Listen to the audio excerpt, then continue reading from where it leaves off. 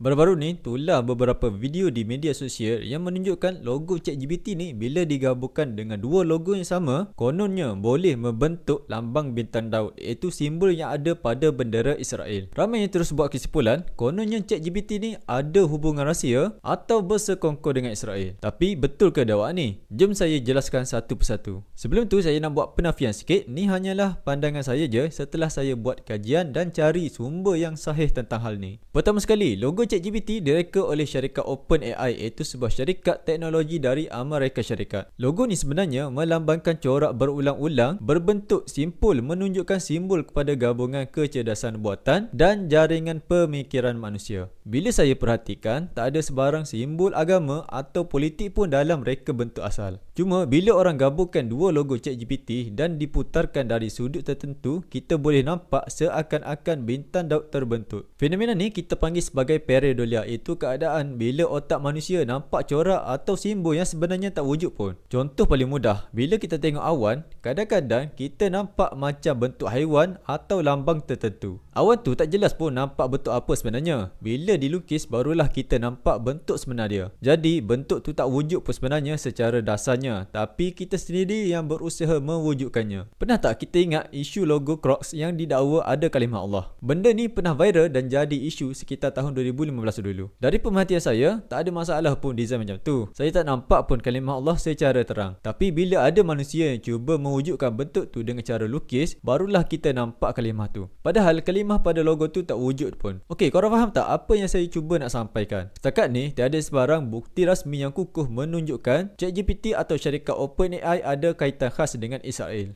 OpenAI ni yang berpusat di San Francisco dan mereka ada pekerja dari pelbagai latar belakang bangsa dan agama. Malah pada tahun 2024, OpenAI sendiri pernah mengumumkan bahawa mereka menyekat operasi propaganda digital dari sebuah firma Israel yang cuba gunakan ChatGPT untuk pengaruh politik. Jadi dari situ kita boleh lihat mereka ni tak berpihak kepada mana-mana negara termasuk Israel. Apa yang sebenarnya berlaku adalah ada pihak yang cuba mungkin ambil kesempatan daripada isu sensitif macam ni untuk cipta video manipulatif atau teori konspirasi. Kadang-kadang niatnya bukan nak beri maklumat pun, tapi hanya nak tarik perhatian, nak dapatkan tontonan atau sengaja timbulkan perdebatan. Bila kita nampak video yang kononnya membongkar rahsia tersembunyi, elok kalau kita semak dulu sumbernya. Satu lagi, apa yang saya jumpa benda menarik adalah pengasas atau pencipta ChatGPT ni adalah Sam Altman, di mana dia pun seorang beragama Yahudi atau Jewish. Walaupun dia seorang beragama Yahudi, kita jangan terlalu paranoid dengan agama Yahudi ni. Dalam agama Yahudi ni ada yang Zionis dan ada yang anti-Zionis. Jadi kesimpulannya, pada pandangan saya, video logo ChatGPT yang nampak macam bintang Daud bila digabungkan, tu bukan bukti ChatGPT bersekongkol dengan Israel. Ia cuma hasil gabungan bentuk dan imajinasi visual manusia je. Saya juga ada cuba cari bukti tentang logo ni sama ada dakwaan tu benar atau tak. Tapi tak ada sebarang bukti rasmi pun yang saya jumpa. Apa yang kita boleh buat adalah bila nampak sesuatu yang viral, jangan terus percaya dan jangan terus kongsi. Semak dulu dan baca dari pelbagai sumber, barulah kita buat penilaian. Apa pandangan korang pula tentang isu ni? Tinggalkan komen di bawah.